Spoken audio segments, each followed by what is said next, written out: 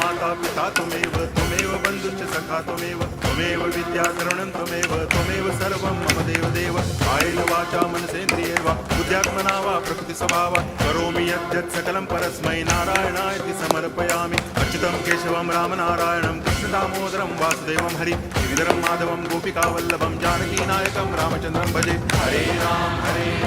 Ram Ram